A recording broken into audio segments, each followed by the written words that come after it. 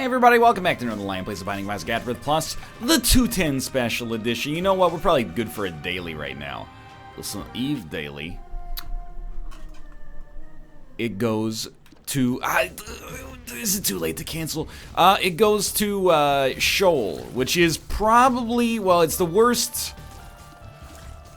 well, it is and it is. I don't know, Mom's Heart is probably the worst. Or not Mom's Heart, sorry, Mom's Foot. Here's my, like, power rankings. A daily run that goes all the way, number one, absolutely. I don't care if it goes to Mega Satan, Delirium, you know, Blue Womb, which is actually the Hush fight, which makes no sense. You know what I mean? Like one that goes all the way to either killing Blue Baby, or killing the Lamb, or killing Mega Satan. 10 out of 10. After that, it actually might be... good lord, that took way too long. After that, it actually might be... like a Shoal run, because at least you know with a Shoal run, or a Cathedral run for that matter, you know, you can go to the Hush fight, you can find a seam that's repeatable. The worst is definitely a Mom's Foot run, because although it's quick, you know, once you get past the second, or once you get past the Mom fight, you're constantly looking for seams every single floor. Oh, this floor I need an Awaz rune. Oh, this floor I need Teleport 2.0 to take me to an error room, you know? I figured it was worth a shot. I would love to find a Spirit Heart so I could, like, use the Razor Blade early here. But the truth is, you know, an Eve run, once you've unlocked the Razor Blade at least, which is probably, like, pre-unlocked for us in the daily here, but once you have a little bit of gas, you know, you pick up an item of some decency, a Tears upgrade, or a Spirit Heart, or some kind of other defensive item that can replicate Spirit Hearts for you. You can use the Razor Blade to actually up your DPS to the degree that you're probably going to be safe moving forwards, but I don't know. We're not quite there yet. We're going a little slow. Maybe we'll get there in time. Oh my god. Okay, thank god we got bombs out of it, because certainly this is the right place to place a bomb. Not that imposter bomb down there. Mind you, we're still loving where we're at right now, and oh my lord, like our first floor... we're gonna be in a situation where we could actually justify the shop. It's like two of the strongest stone chests I think I've ever seen. Obviously, none of them paid out with, like, Cricket's head, but, like, apart from that, they were just crushing it for us. I don't really want to open the golden chest. We have 25 cents on floor 1. The converter is irrelevant. I'll buy a key. I love it. Dude, do we have, like, Mom's key or something like that? I just don't understand why the trinkets, or not trinkets, but the payouts are 10 out of 10 right now. Even that one was not bad. So, we're probably gonna end up saving a lot of money for our next floor, which is awesome, because we can use that to get an arcade and just, you know, leverage it even further for our own advantages. I'm trying to do some mental cartography here and figure out where our item room might be. Even if it takes us another 30, 45 seconds, something like that, to figure it out, this is fine.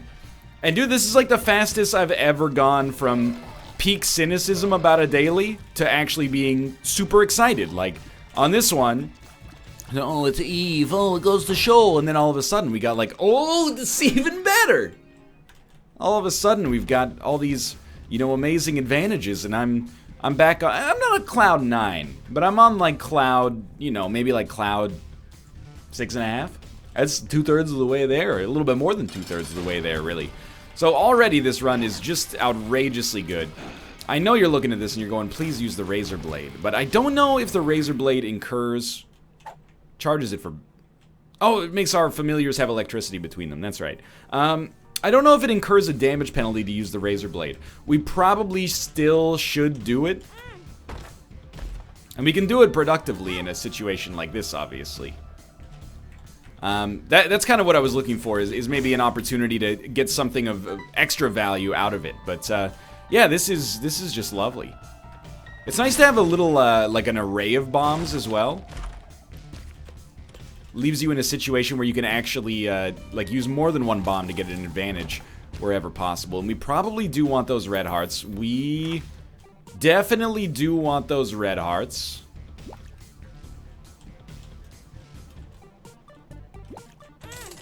Spend a little time here. The money's nice, and I do look at IV Bag and say maybe for a daily, this is kind of the right thing for us.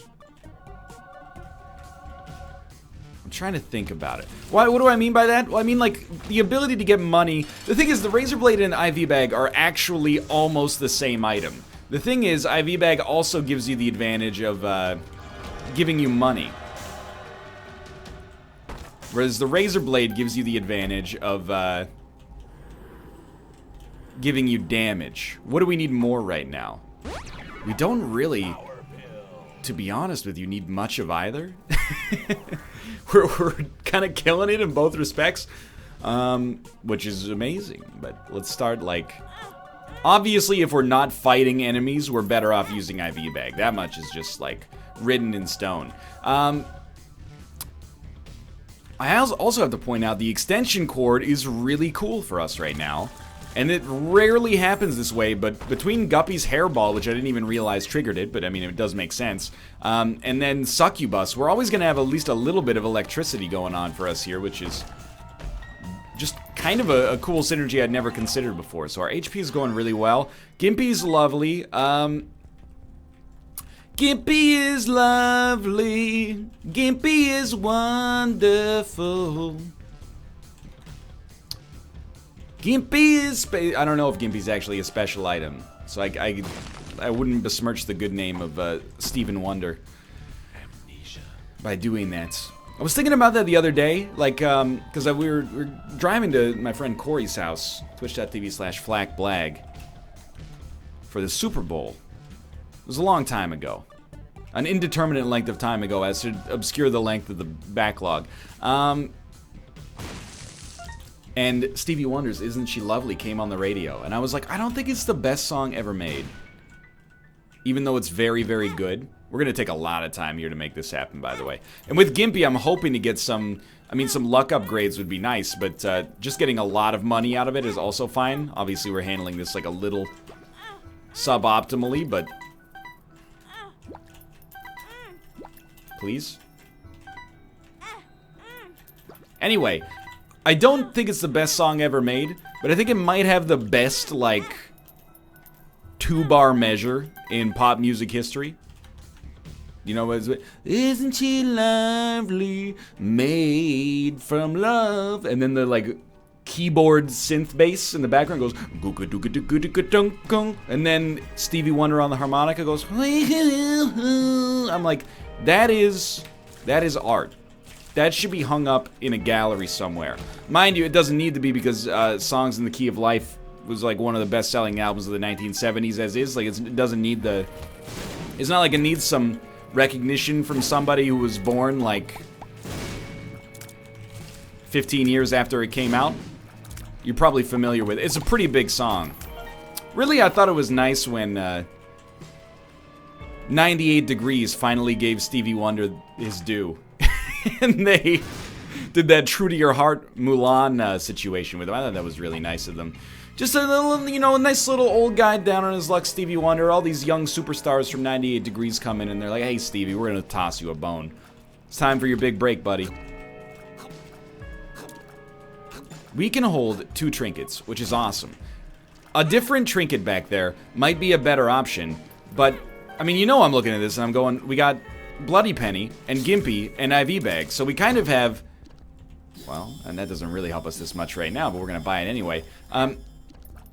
It's not really fair to say we have unlimited money, but we're getting pretty close to, like, some combination of unlimited money and unlimited HP, and we might not, long-term, be too excited about IV Bag, because at some point we're probably going to want to give up our... Sure, why not?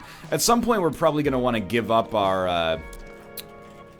HP in order to get into, like, a permanent Whore of Babylon state, but for now, I'm loving it, dude.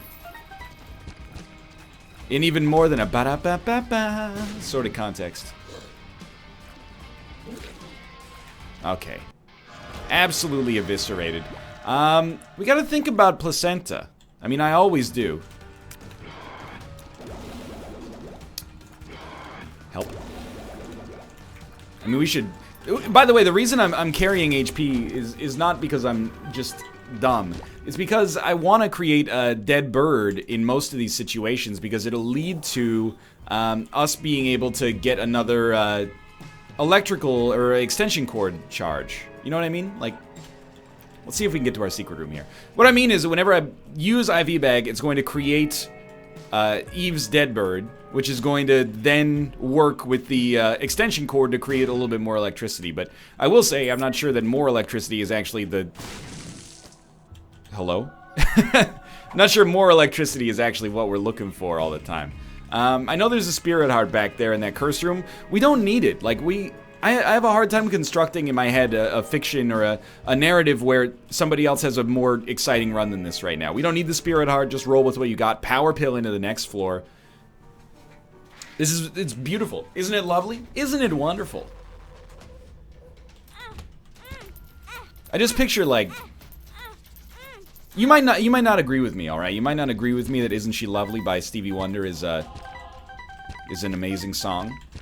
You would be in the minority. It's beloved. However, I just picture, like, if the internet was around back in, like, 1976. Like, oh, this new Stevie Wonder song. Check these lyrics out. "Isn't she lovely? Made from love." What's the matter, Stevie? You couldn't think of another word? You think it would be like that, or you think people would recognize it? I don't know. I'm of two minds. I'm kind of in, like, peak cynicism mode lately about the state of the internet and the discourse therein, but maybe people would recognize it. It's not like people don't recognize good music in the, you know, the current era. People know, they know good stuff when they hear it most of the time. You might lament that, you know, the most popular music is not always the best, but it's always been the case, you know? Except in, like, for a brief period of time. Because we have so much money, we should go hard on this. So take PhD, take Mom's Key. Tears upgrade is beautiful. And then we're gonna use money, because again, we have kind of like what seems like an unlimited amount. We'll take mapping. We also have a lot of time right now, which is really, really important. Okay, so we'll definitely take Sackhead. This is where things start to get a little slow for us, because we're gonna have to spend a lot more time doing, like, maintenance. To be honest with you, I don't really feel like King Baby is worth very much, so I'm just gonna create an unlimited amount of power right here, if you don't mind. That takes us back up to, like, oh, I bought a bomb by accident. Oh no. See if we can re-roll that. We only need to play this until, yeah, okay, fine. I'll take a King Baby with electrical or extension cord. And then out of these, I don't think we want anything else. Toss down a Wheel of Fortune. Chariot, it's probably a little better than Power Pill. We'll blow it up. Sure. Okay, that was a oh, I bought a Spirit Heart.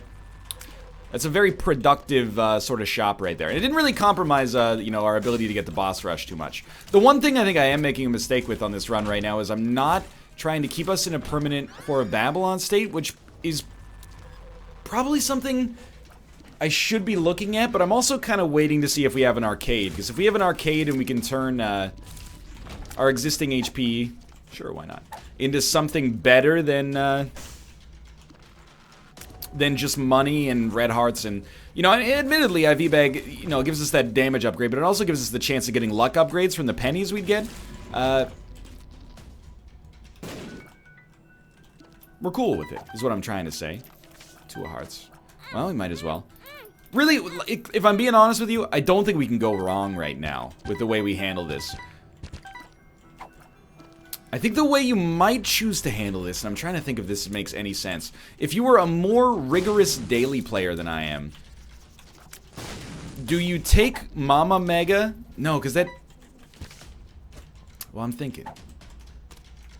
There's problems with it. If you take Mama Mega, you have to get rid of IV Bag, which means you might be saddled with too much HP and too little DPS. So probably not, but if you take Mama Mega, you also get way more time. Like, you could take 28 minutes to get into boss rush if you want. Probably make it pretty difficult to get into the Hush fight, but, you know, if that's your prerogative, then so be it. So the other reason that I'm not using IV Bag to get into the Whore of Babylon state is because it's going to be so hard to maintain it right now. If we can get to a situation, and I wouldn't mind this, but if we can get to a situation in which we can just lose all of our red hearts, or all but one, that's okay by me. That was very bad damage. We're moving on. I guess the other thing is that we don't really have any incentive to do it because we're already killing rooms so quickly, mostly due to Tech X just being like one of the best items in the game without any sort of comparable. Alright, Dank Depths 1. Pretty much exactly on schedule, so don't get too cocky and don't slow yourself down too much. But recognize, you know, you got... The world's your oyster. You kind of have unlimited power right now. Frig. Well. We can do this again.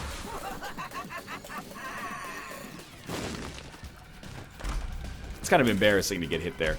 I don't think we want the Eternal Heart, because we're just going to lose it if we use IV Bag anyway. Does a Fool card do much for us? It sort of does, and it sort of doesn't. On a normal run, or actually on an abnormal run, that maybe ended at Mom's Foot, we'd be looking at this as like an enabler for us to be able to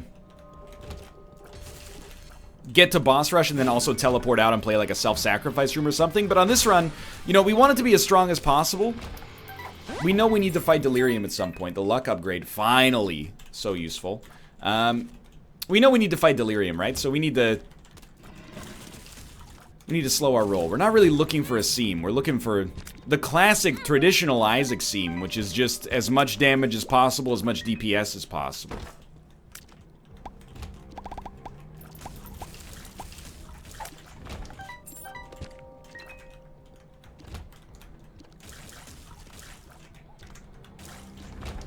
Yeah, I'm happy with this. I mean, how could you not be, right? Like, the one thing that is kind of lingering on my mind right now is we're really talking a lot about Stevie Wonder so far in this episode, and I'm just wondering, is that like, you know, that might not endear me so much to the modern generation. I don't know. Stevie Wonder, he's not a forgotten artist, but at the same, okay, the joke's gone too far. I'm just, I accidentally keep purchasing things that are extremely useful. Nightlight is actually completely okay. I think it's a really good item when you have infinite money. Oh, okay. I think we say no.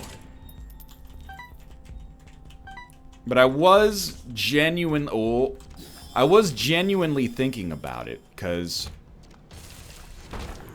I mean, blank cards, it's probably like maybe the best and most versatile spacebar item in the game. I think it's better than Mega. 100% better than Mega. Mega's a wonderful item, and you can win pretty much any run with it. But I don't think you win any run with blank card. I think you destroy every run. Anyway, we're still on pace. Just be smart about this. We will probably take a range upgrade for no reason. We might as well take Headless Baby. We have too much HP, which is why we're not going to go back for that Eternal Heart. And we'll grab it. Head down. We have mapping. How do we want to do it? I think what we want to do is fight the boss and then Hermit card out.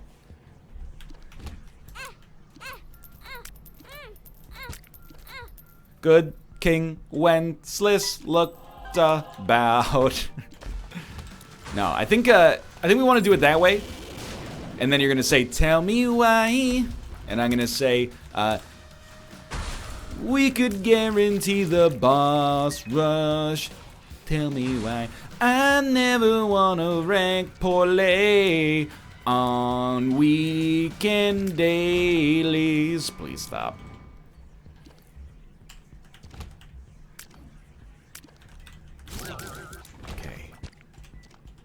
This, I mean, it doesn't really matter. We're kind of, I wouldn't say, and I don't like the expression holding pattern, but we are kind of in a holding pattern right now. We know what we need to do. All that is really going to change is what we see as the results of it. So we're going to fight the boss. Hopefully, I mean, we are going to shoal, so they're probably only going to give us access to the negative. That's all right. We have other benefits for being like on permanent spirit hearts as Eve. We don't need permanent Polaroid invincibility. Oh, we got both options. Okay, so we start with the deal with the devil, and we certainly want ceremonial robes, and then we certainly want the Polaroid, and then we definitely do not want to touch that because it's horrible.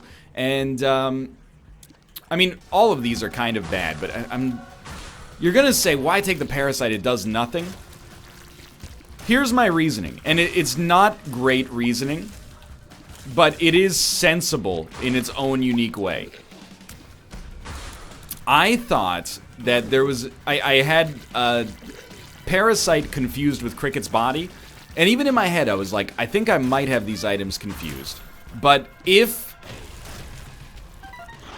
I have them correct, and the Parasite comes with a Tears upgrade, doubtlessly it's the right choice. Obviously that's not actually the case, but Sister Maggie, in my defense, is useless.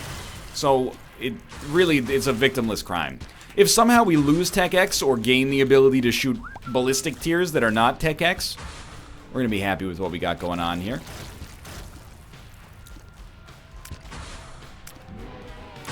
Either way, it really just, in the end, it does not matter. I think we've got every available chance to really get, like, maybe even a top 50 score on today's daily. I've only been hit, like, 3 times. The thing is, I might have made a strategic error by using IV bag so much, but I don't know. I don't know if IV bag is unproductive on a daily run. I'm trying, like, I don't really care. I talk about the daily strategy as if, like, it's a huge deal. It's really not. Like, it doesn't weigh on my mind at all, but you know, I do try to do well, but like my #1 value is doing well until it comes to making a decision that is annoying, and then I'm like, maybe we're okay. Yeah, just walk on the spikes. That's, you know, it's a really smart idea. While we're in here, you know, we're so far ahead of schedule for making it to Hush. Like, we're so far ahead of schedule for making it to Boss Rush. I think you just take a little bit of time and get as much money as possible. We're not really looking for money, even though I just said get as much money as possible. What we're really looking for is luck. I can't get enough of it. All I get are the vampires and bloodsuckers.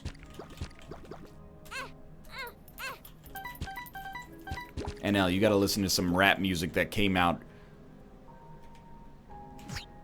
you know, within the past decade. Look, first off, my dark, beautiful, twisted fantasy. My beautiful, dark, twisted fantasy.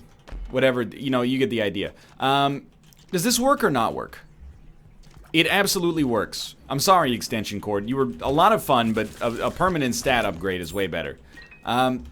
It's not over 10 years old. Secondly, I listened to a rap album in 2015.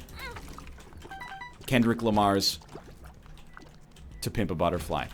No, I have not listened to any other. I have not listened to Darn, his follow-up album. But I do have it in my library on Google Play Music Unlimited. Because I'm a weirdo. It's not, I don't know. I get like,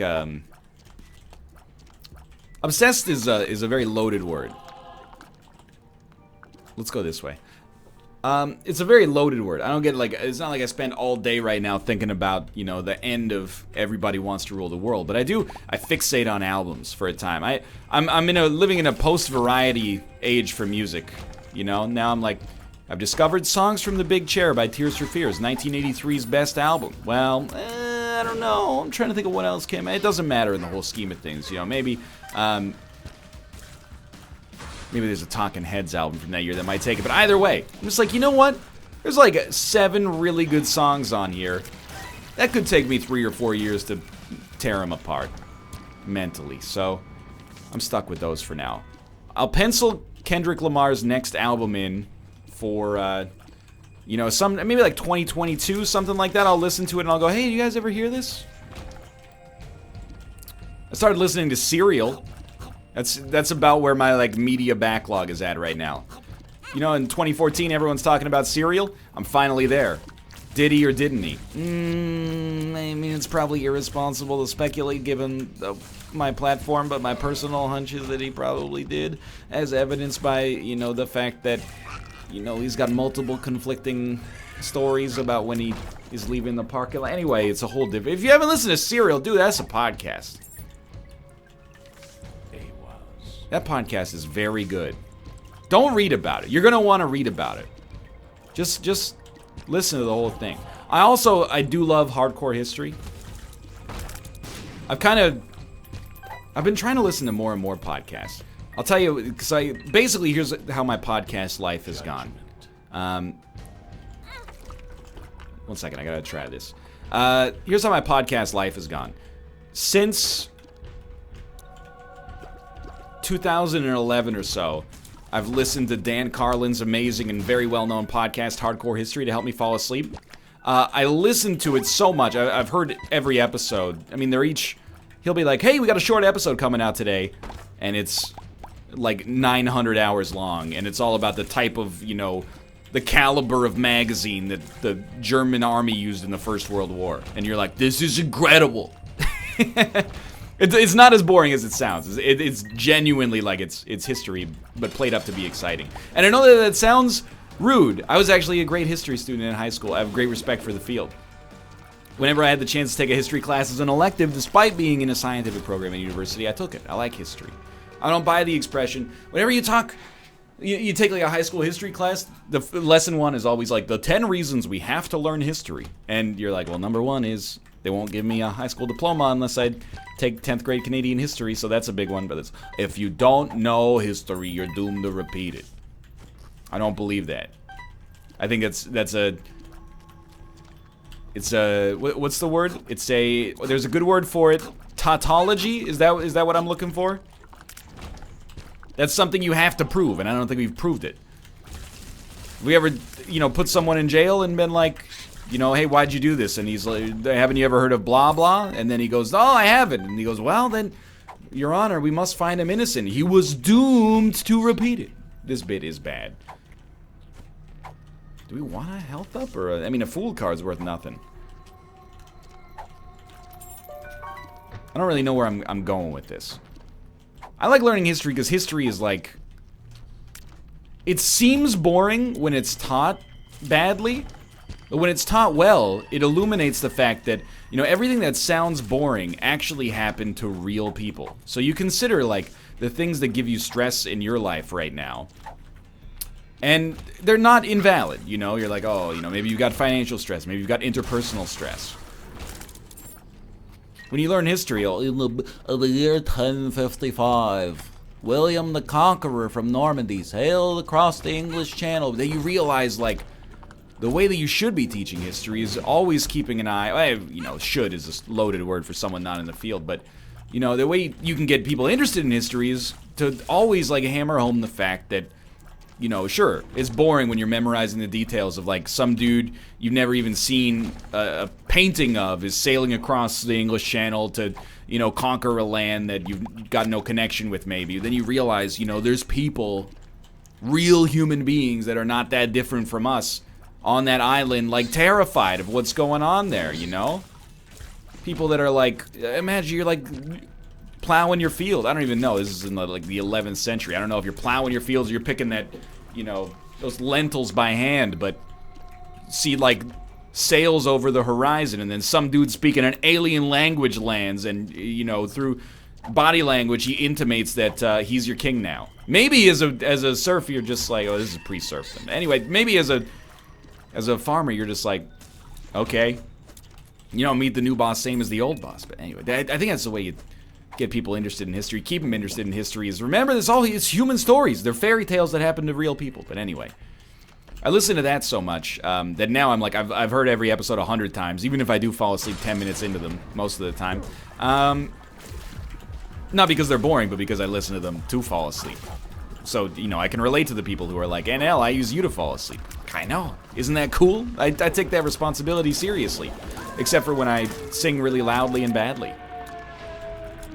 We should always, and I've made it's a little too late, but we should always open by hitting IV bag just to get stopwatch working. Anyway, I digress. So I started looking into other podcasts like a month ago, finally, and everybody's like, hey, Serial's really good. So I listened to Serial, great podcast.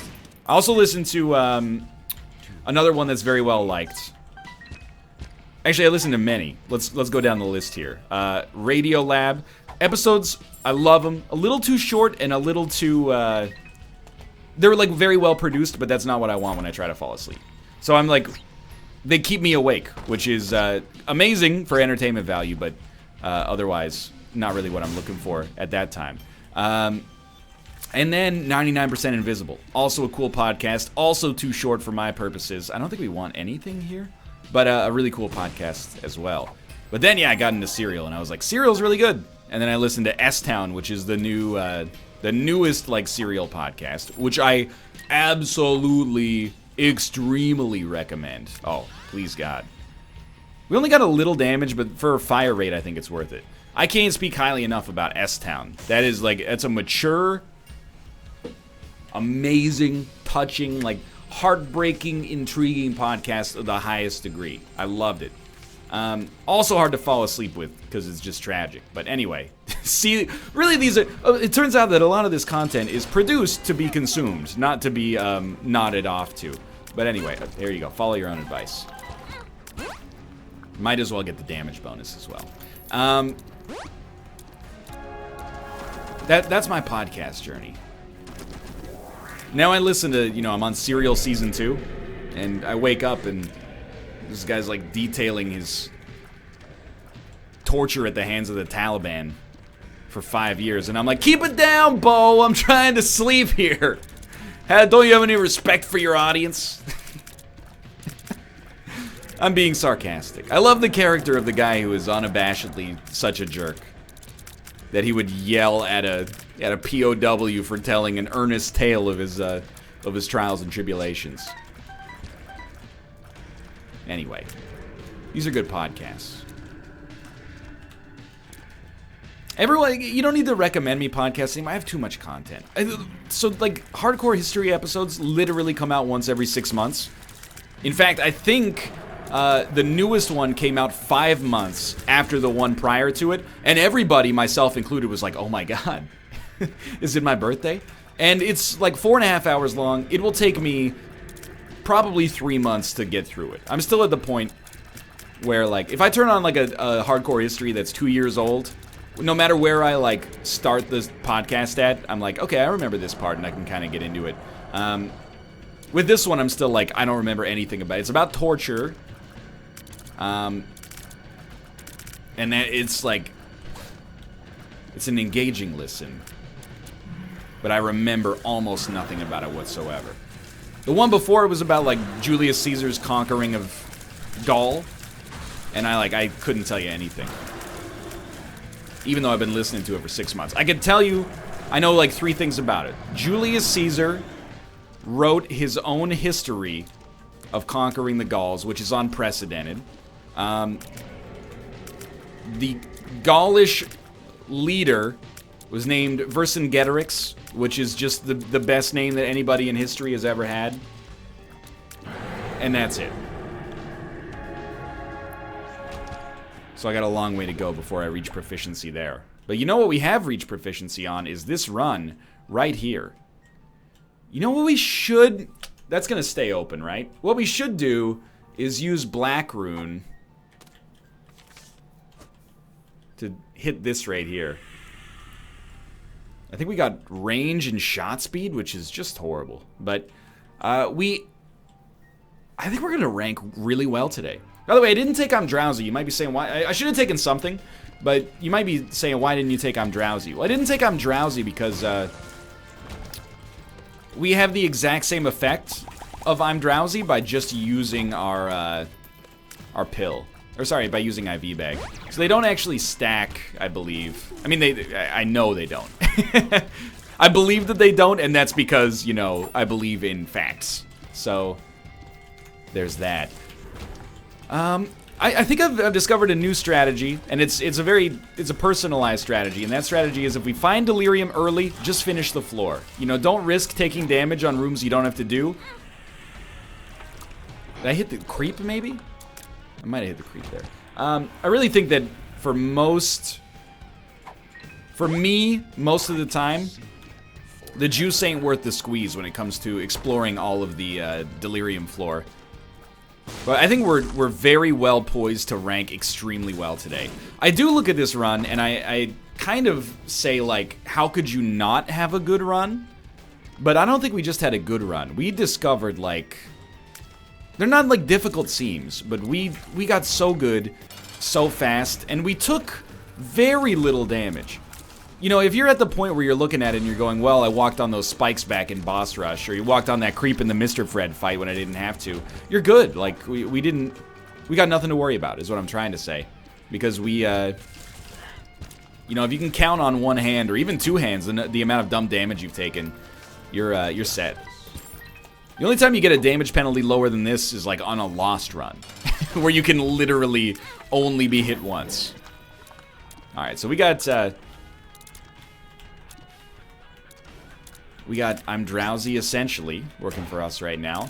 I don't think we really need to fuss about with too much right here. We should use the power pill when there's enemies that are, like telefragging. Although, the thing with the telefrag is that you never see it coming, so... Your mom's foot? What's going on? Oh! So yeah, I'm gonna test my theory here about not doing the rest of the floor. Every time we get hit, it's worth, like... 6 rooms of finishing. So we have to get... There's, like, I hate to reduce it just to, like, you know, an arithmetic sort of cost, but... It's true. To some degree. If we think we're gonna get hit more than once every 6 rooms, we probably shouldn't do the rest of it. Plus we lose time, but that's more irrelevant. Right now I'm trying to min-max my way to a higher possible score, and I'm not gonna apologize for it. I think this has been a fun daily. Apologies for getting a little off track with the history and the podcast talking. I think I accidentally put myself into a Dan Carlin-esque trance. Let's get out of here. I think we could be top 100. What? The Isaac community is too good. Stop the madness. Hey, for now, thanks for watching. I hope you guys have enjoyed the episode. If you did, click the like button up so that great deal. Of course, subscribe if you want to see more in the future. But for now, thanks for watching, and I will see you next time.